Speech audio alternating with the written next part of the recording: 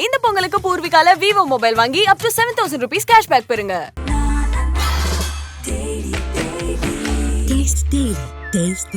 மூச்சு திணறல், மூச்சு இழைப்பு, குரட்டையால் அவதியா, நுரையீரலை ஆரோக்கியமானதாக்கி எளிதாக சுவாசித்திடுங்கள். தங்கம் 24x7 ஆஸ்துமா சிகிச்சை நாமக்கல் மற்றும் கான்பூர். ராசிபுரம் நகராட்சியில் பல கோடி ஊழல். திமுக நகர செயலாளர் சங்கர் பினாமிகள் காரணமா?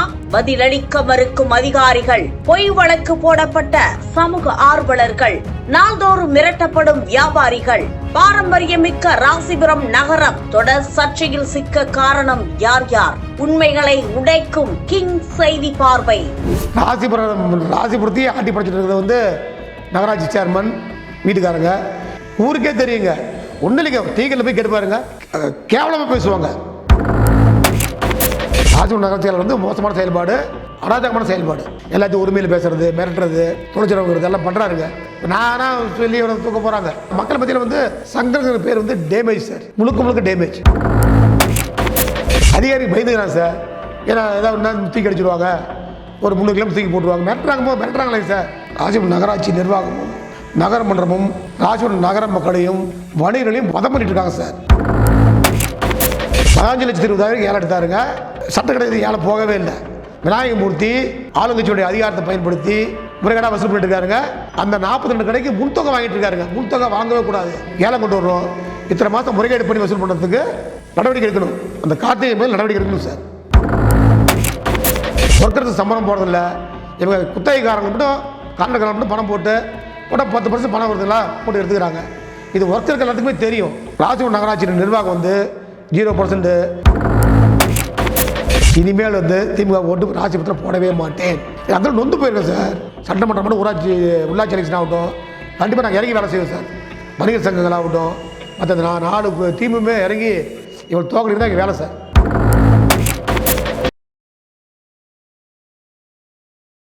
கிங் டிவி நேயர்களுக்கு வணக்கம்.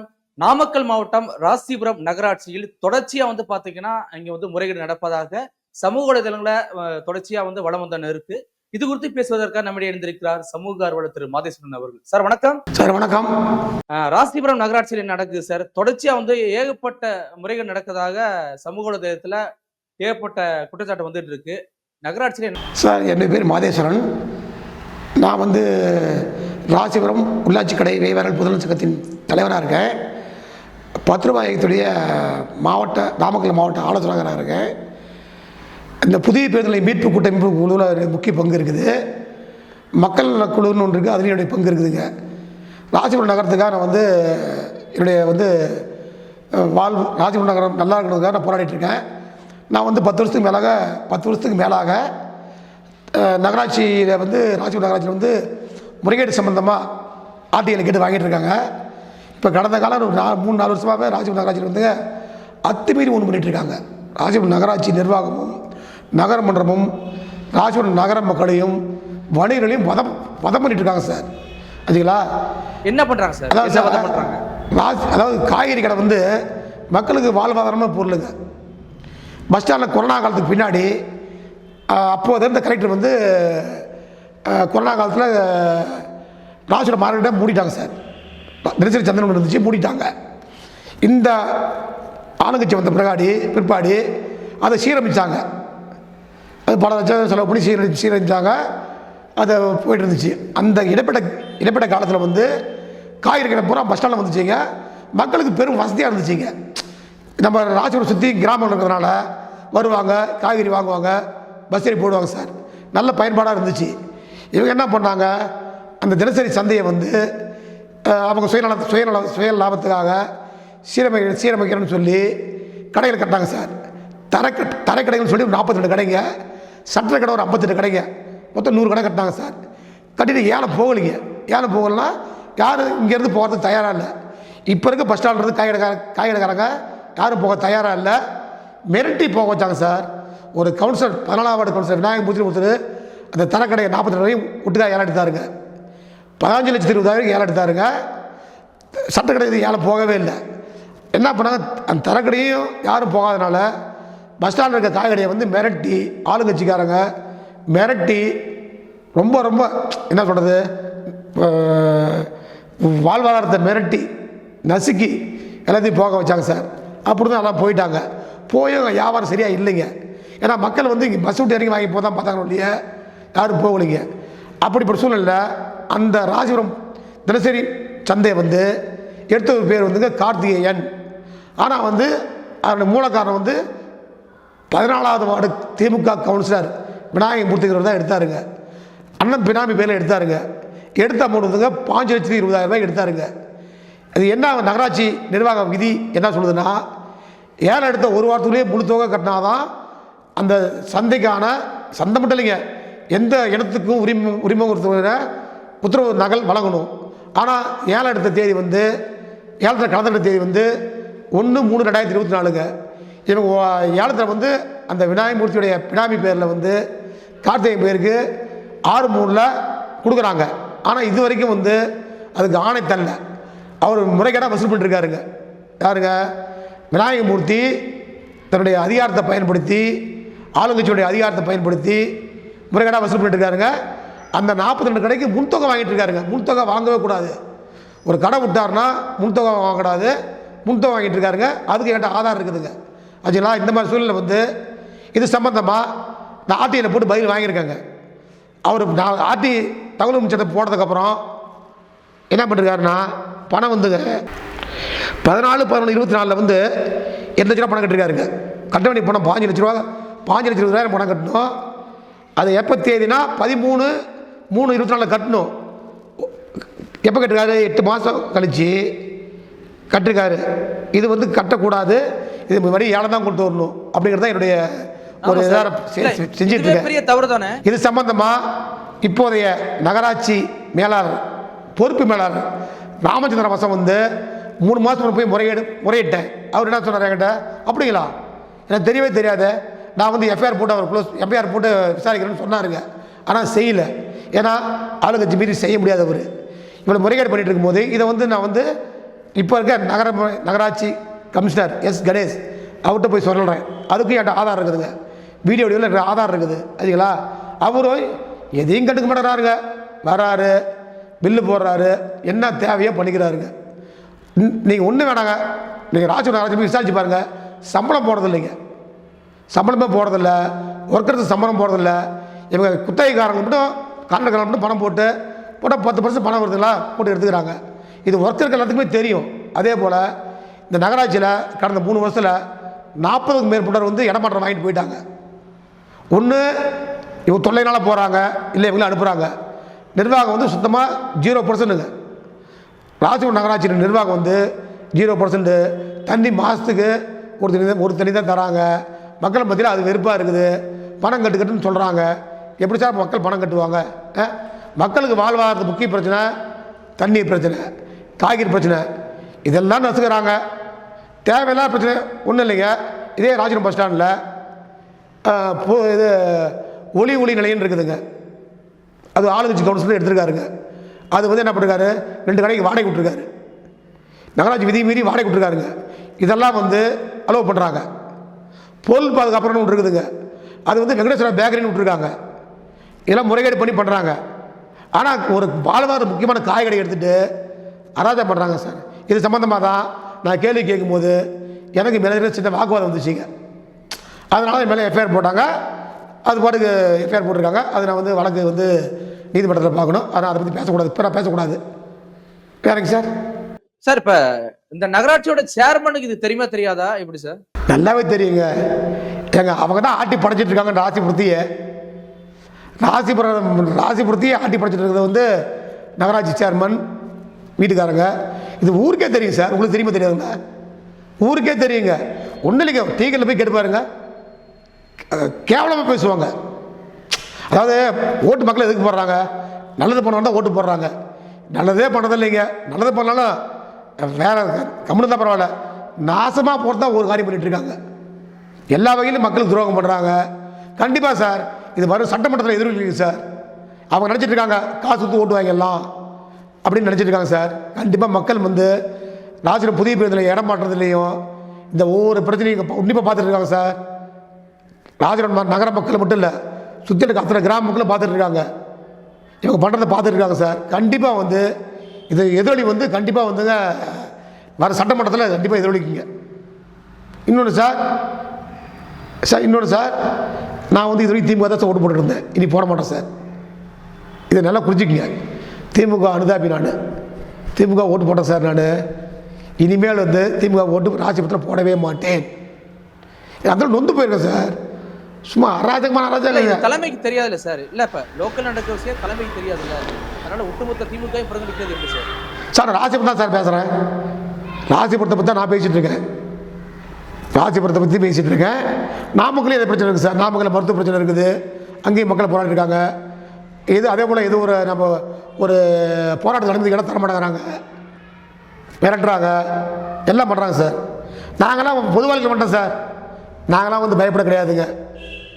என்ன வேணாலும் பண்ணுறோம் சார். ஆண்டவன் ஒருத்தர் இருக்காங்க, எங்களுக்கு மக்கள் இருக்காங்க சார். மக்கள் இருக்காங்க, ஆண்டவன் ஒருத்தர் இருக்கான். நாங்கள் நேர்மையாக போயிட்டுருக்கோம் சார். அதனால் வந்து மிரட்டுறாங்க, எஃப்ஐஆர் போடுறாங்க, பொய் வழக்கு போடுறாங்க. இது சட்டப்படி நீதிமன்றத்தில் சந்திப்பு சார். நான் பொய் வழக்கு போட்டிருக்காங்க சார். அதுக்கு வீடியோ ஆதாரம் இருக்குது. நான் இந்த கோர்ட்டில் வந்து எங்கே பெயிலுக்கு மூவ் பண்ணும்போது சென்னை உயர்நீதிமன்றத்தில் பெயிலுக்கு மூவ் பண்ணியிருக்கேன் சார். பெயில் ஆர்டர் வாங்கிட்டேன் சார். இந்த வீடியோ எனக்கு கொடுத்துருக்கேன் சார். வீடியோ வந்து எஸ்பியில் போயிருக்கு சார். நாமக்கல் மாவட்ட எஸ்பி சாருக்கு போயிருக்கு, மாவட்ட ஆட்சியருக்கு போயிருக்குங்க, ராசிபுரம் காவல்துறை துணை கண்காணிப்பாளர் வீடியோ போயிருக்கு சார். சார் நான் கொடுக்கலைங்க சார். எங்கள் மாவட்ட வணிகர் சங்க தலைவர் மற்றும் வந்து மக்கள் குழு சார்பாக, பத்திரவாதிக சார்பாக எல்லாம் சேர்ந்து பேசியிருக்காங்க சார். ஆனால் வந்து சார் வந்து இது வந்து நாங்கள் வந்து மக்கள்கிட்ட தான் மக்களுடைய ஆதரவு கேட்டிருக்குது சார். நாங்கள் தெளிவாக இருக்கோம் சார். மக்களுக்காக போராட்டம் தெளிவாக இருக்கோம் சார். ஒன்று எங்களுக்கு வந்து எந்த அச்சுறுத்தல் பண்ணாலும் மீண்டும் எங்கள் பொது வாழ்க்கையில் ஈடுபடுவோம். நாங்கள் பின்வாங்க மாட்டோம் சார். உறுதியாக சொல்கிறோம் சார், நாங்கள் பின்வாங்க மாட்டோம். புதிய பேர்களை இப்போ இங்கேருந்து மாற்றத்துக்கு அனுமதிக்க மாட்டோம். அதுக்கும் வழக்கு போட்டிருக்கோம் சார். இதனால தான் என் மேலே கோபமாக இருக்காங்க ஆளுங்கட்சி நிர்வாகம். அதனால் வந்து இதுக்கு துணை போகிறாங்க, நகராட்சி அதிகாரிகள் துணை போகிறாங்க சார். அதுதான் கொஞ்சம் கஷ்டமாக இருக்குது. ஏன்னா ஆளுங்கட்சி சார்பாக வந்து மிரட்டுறாங்கன்னு அதிகாரி துணை போகிறாங்க சார். ஆனால் நாளைக்கு வந்து அவங்க தான் சார் பதில் சொல்லணும், ஒரு முறைகேடுக்கு பதில் சொல்லணும். இந்த தினசரி சந்தையை எடுத்துக்கங்க, கண்டிப்பாக ஏலம் தான் சார் கொண்டு வருவது, ஏலம் கொண்டு வரணும்னு கேட்டுக்கிறேன். இந்த கிங் டிவி சார்பாக கேட்டுக்கிறேன், ஏலம் கொண்டு வரணும். இத்தனை மாதம் முறைகேடு பண்ணி வசூல் பண்ணுறதுக்கு நடவடிக்கை எடுக்கணும். அந்த கார்த்திகை மேல் நடவடிக்கை எடுக்கணும் சார். அதனால் இந்த கிங் டிவி சார்பாக நான் வந்து ஒரு கோரிக்கை வைக்கிறேன் சார். சார் இப்போ முழுக்க இது வந்து சேர்மன் கவிதா அவர்களுடைய வேலையா இல்லை அவரு பின்புலமாக யாராவது இருக்காங்களா சார்? எப்படி சார்? ஆளுங்கட்சி வேலை தான் சார். ஆளுங்கட்சி பண்ணுற வேலை தான் சார் இது. ஏன்னா ஆளுங்கட்சி மீறி நீங்கள் வந்து யாருமே செய்ய முடியாது இல்லைங்க சார். உங்களுக்கு தெரியாத விஷயம் ஒன்றுமே இல்லை. ஆளுங்கட்சி மீறி எதுவுமே செய்ய முடியாதுங்க. அப்படி தான். ஆனால் ஆளுங்கட்சி வந்து மக்கள் நல்லது பண்ணால் பரவாயில்லைங்க. ஓட்டு போட்டு தேர்ந்தெடுத்திருக்காங்க, மக்கள் நல்லது பண்ணால் பரவாயில்ல. நல்லதே பண்ணுறது இல்லைங்க, என்ன தேவை பண்ணிக்கிறாங்க. இதுக்கு நகராட்சி நிர்வாகம் ஒத்துழைப்பு தருதுங்க. ஏன்னா அவங்க பயந்துக்கிறாங்க, அதிகாரி பயந்துக்கிறாங்க சார். ஏன்னா ஏதாவது ஒன்றா தூக்கி அடிச்சுடுவாங்க, ஒரு 300 கிலோமீட்டர் தூக்கி போட்டுருவாங்க. மிரட்டுறாங்களேங்க சார். நான் சொல்கிறது கேட்குறாங்க. ஒன்றும் இல்லைங்க சார். இப்போ பக்கமாக பிரச்சனை நடந்திருக்குது. இந்த பழம் பல்பொருள் அங்காடின்னு ஒரு குத்தகை இருக்குங்க. பழம் பல்பொருள் அங்காடின்னு இருக்குது. வெளிக்கேட்டு சொல்லுவாங்க. ராஜ்புரம் 27 வார்லையும் வசூல் பண்ணலாம். அது இன்னும் வசூல் போடாமே இருக்காங்க சார். அது நகராட்சியில் வந்து ஆள் கூட வசூல் பண்ணுறாங்க. அது ஒரு நாளைக்கு 10 ரூபாய்க்கு மேலே வசூல் ஆகும், 10,000 மேலே வசூல் ஆகும். அது முறைகேடு போயிட்டுருக்குங்க. அது ஆர்டியில் கேட்டேன், சரியாக பதில் தரலைங்க. அது கமிஷனர் அப்பீல் போயிருக்கேன், பார்த்துங்க பார்ப்போம். அதான் சார், இப்போ கடந்த முறை வந்து குத்தகைக்கு விட்டாங்களே, அதோட பணம் லேட்டாக கட்டாங்கன்னு சொன்னீங்கல்ல. ஆமாம். அப்போ இருந்த கமிஷனர் வந்து இதுக்கு பர்மிஷன் தரல அப்படின்னு சொல்கிறாங்களா சார்? இப்போ கமிஷனர் மாறிட்டார்ல சார். சொன்னாங்க சார், இந்த ராசிபுரத்துக்கு நிரந்தரமான கமிஷனர் வரமாட்டேங்கிறாங்க, இருக்க மாட்டாங்க. இது ஏழை விட்ட கமிஷனர் பேர் சேகர். திருச்செங்கோட்டில் வந்து அவர் ஆணையாளர் இருந்தார். ராசிபுரம் பொறுப்பு பார்த்தாருங்க, அவர் தான் ஏழை விட்டாருங்க. ஆனால் கையெழுத்து போடலை. அதுக்கு பின்னாடி 2 மாதம் கழித்து அவர் ரிலீவ் ஆகிட்டார். முத்துசாமின்னு ஒரு நேர்மையான ஆணையாளர் வந்திருந்தார். அவர் கையெழுத்து போட முடியாதுன்னு சொல்லிட்டாருங்க. ஆச்சுங்களா? அவர் கையெழுத்து போடல. தினசரி சந்தைக்கு ஒப்பந்தத்துக்கு ஏழை உரிமத்துக்கு ஒரு கையெழுத்து போடலைங்க. அதுக்கு பின்னாடி அவர் 3 மாதம் தான் இருந்தாருங்க. ஆனால் அவர் என்ன பிரச்சனை தெரியல. அவருக்கு ஏற்பட்ட அழுத்தம் கொடுத்தாங்களா எப்படி சார்? இல்லை சார், அவர் கையில் இல்லை. அவர் வந்து இந்த நிர்வாகத்துடைய நகராட்சியுடைய நகரமன்றத்துடைய போக்கு பிடிக்காமல் அவர் வேற ஒரு போயிட்டாருங்க. திரும்பவும் வந்து இந்த ஊருக்கு வராமே இருந்தாங்க யாருமே. திரும்ப இதே சேகர், திருச்செங்கோடு இருந்த சேகரே திரும்ப வந்து பார்த்தாருங்க. அப்போ ஒரு கையெழுத்து போடலிங்க. யாருங்க? திரும்ப சேகர் வராரு. 9ஆம் மாதம் பார்த்தா 8ஆம் மாதம் 9ஆம் மாதம் வராரு. அவரும் கையெழுத்து போடலைங்க. அவர் மறுபடியும் ப்ரொமோஷனில் தருமபுரி போயிட்டாருங்க. அதுக்கப்புறம் தான் இந்த கணேசன் இப்போ கமிஷன் வந்திருக்காருங்க. ஆனால் அது வந்து சேர் கமிஷன் தான் கையெழுத்து போடணுங்க. தருமபுரியில் இருக்கார் அவர், ஆனால் கையெழுத்து போடல அவர். இது சம்மந்தமாக ஃபைல் தூக்கிட்டு ஓடுறாங்க சார், தருமபுரிக்கு போகிறாங்க. அவர் இன்னும் கையெழுத்து போடலைங்க, போட மாட்டாங்க. போட்டால் அவருக்கு வேலைக்கு பிரச்சனை வந்து போட மாட்டேங்கிறாரு. இந்த சமயத்தில் வந்து முறையீடு பண்ணிகிட்டு இருக்காங்க. இது வந்து எப்படி நம்ம வந்து இது பண்ணுறதுன்னு தெரியல. ஏன்னா ஆளுங்கட்சி அரசு எந்த துஷ்பிரயோகம் பண்ணுறாங்க, இது எல்லாத்துக்கும் தெரியும் சார், மக்களுக்கு தெரியும், எல்லாத்துக்குமே தெரியும். நகராட்சியில் வேலை செய்கிற அத்தனை ஸ்டாஃபுங்களுக்கு தெரியும். அவங்க சார் ஸ்டாஃபுக்கு என்ன சார் பண்ணுவாங்க, வராங்க வேலை வாங்குறாங்க போயிடுறாங்க.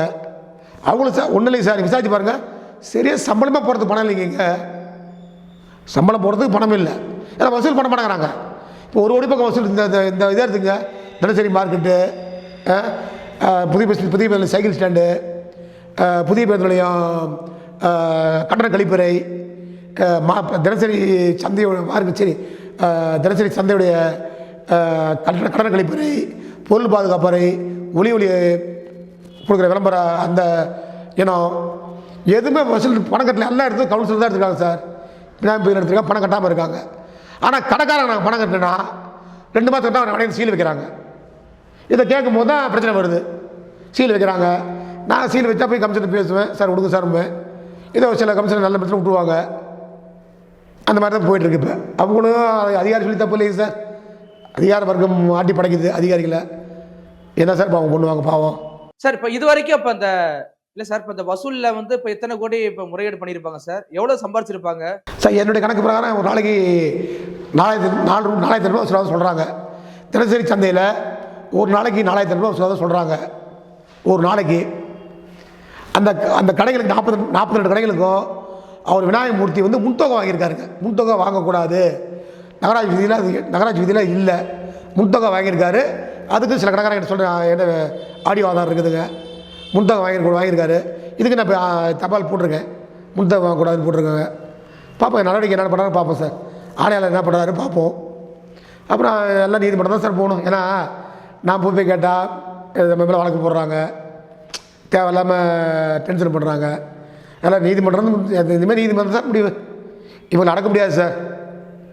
நீதிமன்றத்தில் வந்து நான் சொல்கிறது என்னென்னா, அதிகாரி தான் வந்து சொல்லுவாங்க, அரசியல்வாதி வரவே மாட்டாங்க. அதை அதிகாரி புரிஞ்சிக்க மாட்டேங்கிறாங்க. அது கொஞ்சம் மனசு கஷ்டமாக இருக்குது. ஏன்னா சார் உங்களுக்கு ஏதாவது மிரட்டல் வருதா? என்ன சார் அவங்க தரப்புலேருந்து உங்களுக்கு ஏதாவது மிரட்டல் வருதா? எப்படி சார்? யார் தரப்பு சார்? இப்போ நான் பண்ணிட்டு குத்தகைலாம் எடுத்திருக்காங்களா, அவங்க தரப்புலேருந்து உங்களுக்கு ஏதாவது? இல்லை சார், மிரட்டலாம் வரலைங்க சார். ஏன்னா எனக்கு வந்து மக்களுடைய பலம் இருக்குது, செல்வாக்கு இருக்குன்னு தெரியும். எனக்கு வந்து இந்த 4 அமைப்பு இருக்குது பார்த்தீங்களா, வணிகர் சங்கம் இருக்குது, 10 ரூபா இயக்கம் இருக்காங்க, மக்கள் நலக்குழு இருக்காங்க, புதிய பேருந்துகளை மீட்பு கூட்டமைப்பு இருக்காங்க. அதனால் வந்து மிரட்டல் இது வரைக்கும் வரலைங்க, இது வரைக்கும் வரல, வராதுன்னு நினைக்கிறேன். வந்தால் அப்புறம் பார்த்துக்க வேண்டியது தான். ஏன்னா போராடி தானே ஆகணும். மிரட்டல் வரலைங்க சார். எனக்கு கோரிக்கை என்னன்னா, மக்கள் உங்களை போய் ஓட்டு போட்டிருக்காங்க, நல்லது பண்ணுங்க. நல்லது பண்ணலையா கெடுதல் பண்ணாதீங்க. ஆனால் நீங்கள் எல்லாம் கெடுதலாக பண்ணிட்டு இருக்கீங்க. பண்ணுறது பூரா கெடுதல், எல்லாமே கெடுதல். இப்ப ராசிபுரம் நகராட்சியோட சேர்மன் பதவி நினைக்கிறீங்களா? அப்படி சார், அவருடைய கணவர் வந்து சங்கர் இருக்காரு, அவர் நகர செயலாளர் இருக்காரு, அவரும் பதவி நினைக்கிறீங்களா? அப்படி உங்களோட கோரிக்கை என்ன சார்? சார் அது கட்சிக்காரன் முடிவு பண்ணும் சார். நம்ம வந்து இல்ல இவ்வளவு முறைகேடு சொல்றீங்களே, சேர்மன் இருக்காங்க, அவங்க தான் அது கட்சிக்காரங்க தான் முடிவு பண்ணும் சார். நாம் வந்து ஓட்டு தான் போடுறோம். செயல்பாடு சுத்தமாக மோசமான செயல்பாடு. ராஜபுரம் நகர செயலாளர் வந்து மோசமான செயல்பாடு, அராஜகமான செயல்பாடு. அது ராஜபுரம் மக்களுக்கு பூராமே தெரியும். அதுங்களா மக்கள் மட்டும் இல்லைங்க, நகராட்சியில் உள்ள எல்லா ஒர்க்கருக்கும் தெரியும். எல்லாத்தையும் உரிமையில் பேசுகிறது, மிரட்டுறது, துணைச்சரவுங்கிறது எல்லாம் பண்ணுறாருங்க. அது வந்து நானாக சொல்லி தூக்க போகிறாங்க. அது ஆளுங்கட்சி பார்த்து பண்ணாதான் அது நமக்கு தேவையில்லாத ஒன்று வச்சுக்கல. ஆனால் மக்கள் மத்தியில் வந்து சங்கருங்கிற பேர் வந்து டேமேஜ் சார், முழுக்க டேமேஜ். சங்கரா மோசமானவர்னு பேர் எடுத்துட்டார் சார். அது எப்படிங்கிறது நீங்கள் விசாரிச்சு பாருங்கள் சார். நான் உங்களுக்கு ஓரளவு தெரியும், நீங்களும் மீடியா, நாமக்கல் ஒரு நல்ல மீடியாவாக இருக்கீங்க, உங்களுக்கு விசாரிச்சிருப்பீங்க, உங்களுக்கு தெரியும். முடிச்சு பாட்டு போய் விசாரித்தாலும் சரி, பஸ் ஸ்டாண்டில் விசாரித்தாலும் சரி, பப்ளிக்கிட்ட மொத்தமாக கருத்து கேட்டாலும் சரி, யாருமே இந்த ஆட்சிக்கு போன ஆட்சி பரவாயில்ல தான் சார் சொல்லுவாங்க.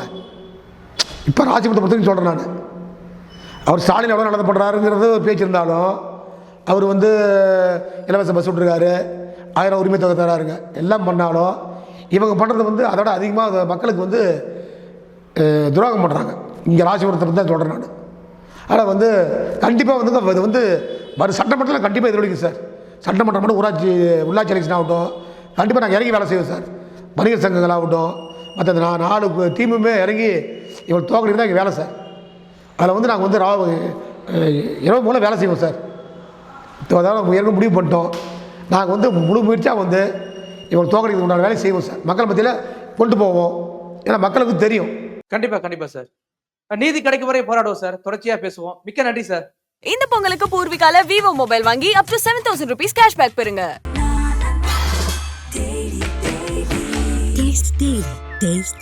மூச்சு திணறல், மூச்சு இழைப்பு, குரட்டையால் அவதியா, நுரையீரலை ஆரோக்கியமானதாக்கி எளிதாக சுவாசித்திடுங்கள். தங்கம் 24/7 ஆஸ்துமா சிகிச்சை நாமக்கல் மற்றும் கான்பூர்.